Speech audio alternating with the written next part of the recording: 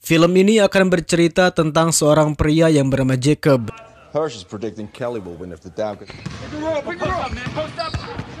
Jacob sendiri merupakan seorang pekerja kantoran biasa pada umumnya, yang mana dia juga memiliki hidup normal sekaligus merupakan seorang ayah yang memiliki istri dan satu anaknya yang masih belia.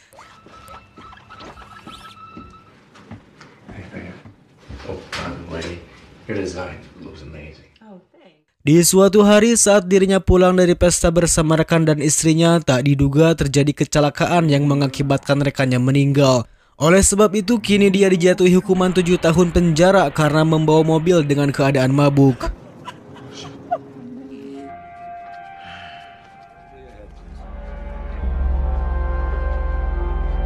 Talking about 7 years here, man. The house is collateral, so I can bail you out. Facing 7 years. Win this. I'm responsible. All violent crimes, from domestic battery to capital murder, get housed. Dan dari tempat inilah semuanya berawal. It means you'll be with the big boys. Dan Jacob yang baru pertama kali masuk penjara, dia harus bisa menyesuaikan diri untuk bisa bertahan hidup di penjara tersebut. Di tempat itu juga ada seorang pria berkulit hitam yang terlihat lugu dan lemah. Dan di malam pertamanya dia di penjara, di sana Jacob baru pertama kalinya menyaksikan si pria kulit hitam mendapatkan pelecehan seksual dari para tahanan lainnya.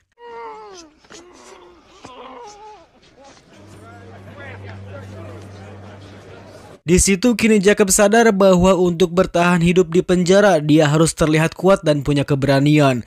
Oleh karena itu Jacob melakukan perkelahian dengan salah satu anggota geng di sana, sehingga dengan hal itu dirinya harus mendekam di ruang isolasi selama 1 bulan.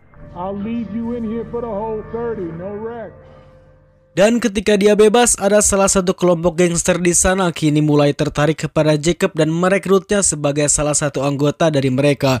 Jacob. Yeah, stockbroker. The only thing we got in here is our respect.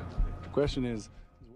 Di sisi lain, sang istri dari Jacob kini mengeluhkan bahwa tabungannya sudah mulai menipis dan kini dia bingung untuk harus mencari uang tambahan kemana. Di situ juga dia meminta izin kepada sang suami untuk bekerja di tempat karaoke. Sorry. I don't know what to do. I'm not. It's just a house, Kate.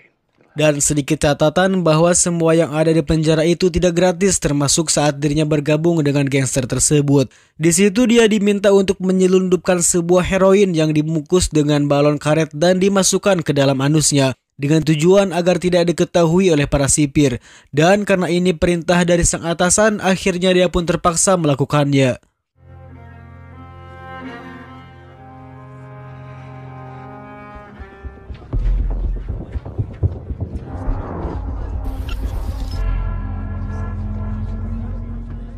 Tak cukup sampai di situ, jika Jacob ingin benar-benar masuk ke dalam gengnya, dia harus membunuh seorang tahanan dari geng lain yang ada di sana. Mendapat perintah tersebut, dia harus berpikir berulang kali untuk melakukannya. Dan jika dirinya tidak melakukan pembunuhan tersebut, maka jangan salahkan mereka jika dirinya tidak aman. Dan karena terpaksa, akhirnya dia memberanikan diri untuk melakukannya, dan hal itu juga merupakan pembunuhan pertama yang dilakukan Jacob selama hidupnya.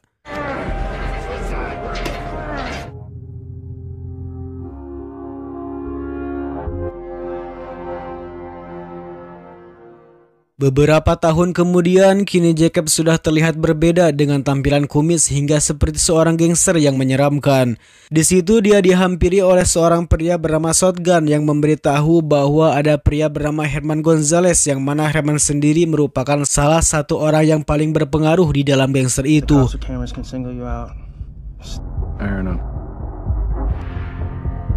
Di suatu hari telah terjadi sebuah kerusuhan antar geng yang di dalamnya ada Jacob yang ikut dalam kerusuhan tersebut. Dan di dalam situasi itu Jacob mencoba memanfaatkan situasi agar mendapatkan perhatian dari Herman.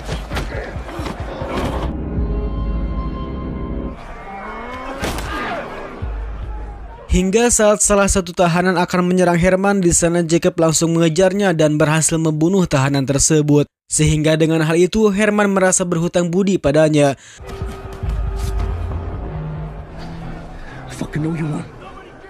Namun atas tindakannya itu dia harus mendapatkan penambahan hukuman selama 6 tahun penjara. Dan sang istri yang mendengar hal tersebut membuatnya sangat bersedih dan Jacob meminta sang istri untuk melupakannya. Down 23-7, security housing unit. But I'm sentencing you to the middle term before. Forget I exist. Kemudian Jacob dipindahkan ke penjara lain yang dimana penjara tersebut dikhususkan untuk mengurung para tahanan dengan tindak kriminal yang berat. Dan saat tiba di selnya, di situ Jacob langsung bertanya tentang siapa orang yang paling berpengaruh di tempat ini. Teman sekamarnya pun mengatakan bahwa ada seorang pria bernama Redwood yang paling berpengaruh di tempat ini. Dan setelah saling bertatapan muka, akhirnya mereka pun melakukan percakapan dan Redwood mengatakan bahwa dia bukan orang yang berkuasa di sini. Dia juga mengatakan bahwa ada satu orang yang paling ditakuti bernama Davis. Make no mistake, brother. Deb sendiri kini dikurung terpisah dengan yang lain karena tempat tersebut dikhususkan untuk tahanan yang paling berbahaya. Untuk itu, kini Jacob pun mulai melakukan perkelahian dengan salah satu tahanan berbahaya di sana dengan tujuan agar dia bisa bertemu dengan tahanan paling berbahaya yaitu Dave. Dan benar saja atas kejadian tadi kini telah sampai di telinga Dave dan akhirnya salah satu sipir yang merupakan anak buah Dave pun membawanya ke sana agar mereka saling bertemu. Sedikit catatan bahwa Dave sendiri merupakan pemimpin tertinggi dari semua gangster paling berbahaya di dunia. Dan meskipun dia berada di penjara, dia masih bisa mengendalikan keadaan di luar dan di dalam penjara. Contohnya yaitu seorang sipir yang bernama Robert ini, dia kini menerima setoran setiap bulan dengan menjadi tangan kanan Dave. Dan dengan hal itu membuat Dave menjadi satu-satunya tahanan yang paling berbahaya di sana. Yes, but the rest think the more they lie. Are you ready? Dengan masuknya Jacob di lingkaran ini membuatnya menuruti semua perintah darinya dan dengan itu Jacob bisa menjadi tangan kanan dari Dave. He's out here now.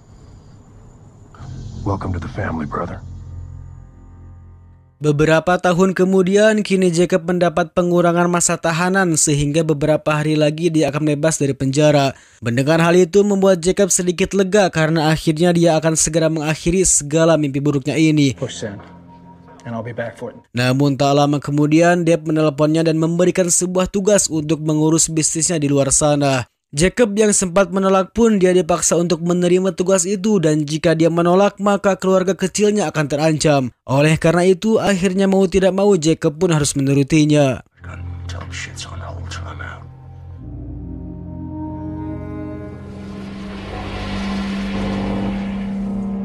I can't believe you're already in 10th grade. Is to properly say goodbye to you. Your father. Dear Joshua. 200 and your CDCR ID. Use it into. Dan setelah Jacob keluar dari penjara, dia langsung disambut oleh Shotgun yang sudah keluar penjara dari 2 tahun yang lalu, di mana dia membawanya ke sebuah pesta untuk menyambut kedatangannya. Namun tiba-tiba terjadi peristiwa penembakan di pesta itu yang sepertinya tembakan itu ditujukan kepada Jacob.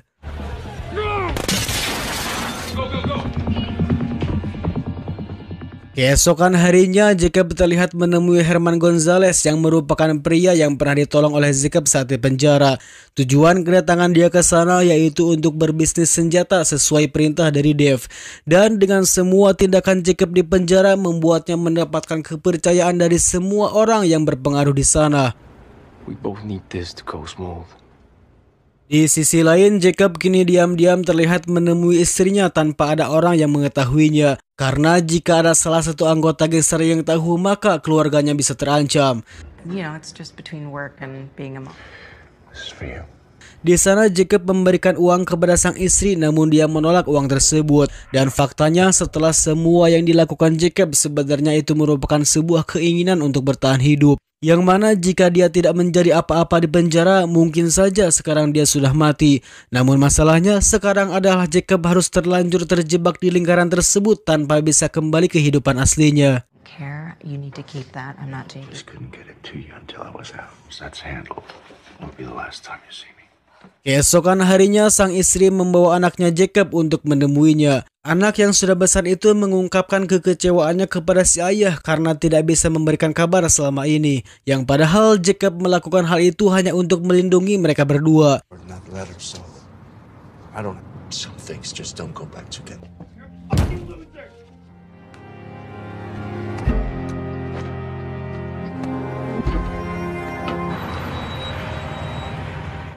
Tak bisa tinggal diam, akhirnya kini Jacob memutuskan untuk membuat sebuah rencana demi mengakhiri semua ini. Dimulai dengan membunuh shotgun yang ternyata merupakan orang yang dibalik penembakan pesta waktu itu. Karena faktanya si shotgun ini merasa iri dengan Jacob yang bisa mendapatkan kepercayaan dari Dave dan selanjutnya dia tinggal mengurusi bisnis dari Dave. Come on, fucking do it!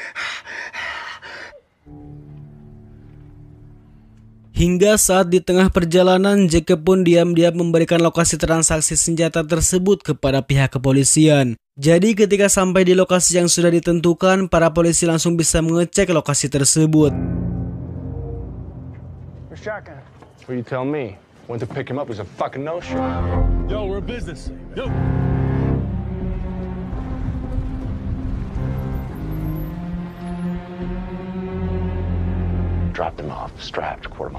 Yang akhirnya terjadi baku tembak yang mengakibatkan Herman dan semua gangster yang ada di sana pun meninggal. Sementara Jacob yang sudah mengetahui akan hal ini, dia hanya tiarap dan menjadi satu-satunya orang yang selamat dalam insiden tersebut.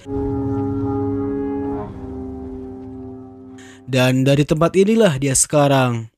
Whatever offer, me and my guys, the one that relishes in the power.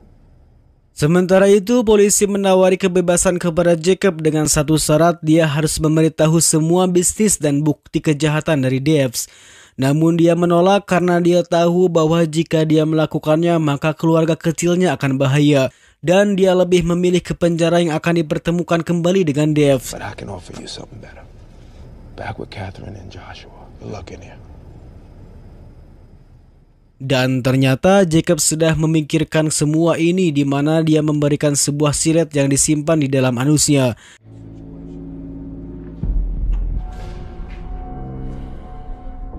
Dan saatnya tiba, Jacob pun harus menemui Debs di tempat yang sama. Sementara Deb yang sudah tahu bahwa Jacob sudah berkhianat, dia mengatakan bahwa keluarganya akan mati di luar sana. Which means there's no way he could have tipped off the cop when your old lady and kid are lying. Cough up, money.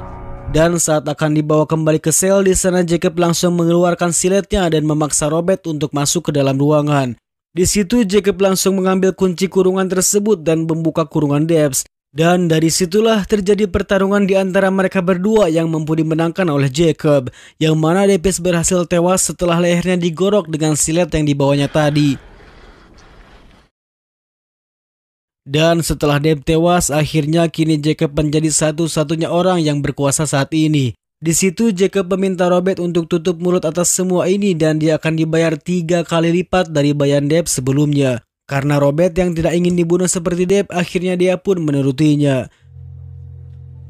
Setelah semua yang terjadi, akhirnya Jacob pun bisa tenang karena anak dan istrinya bisa tenang dan aman di luar sana.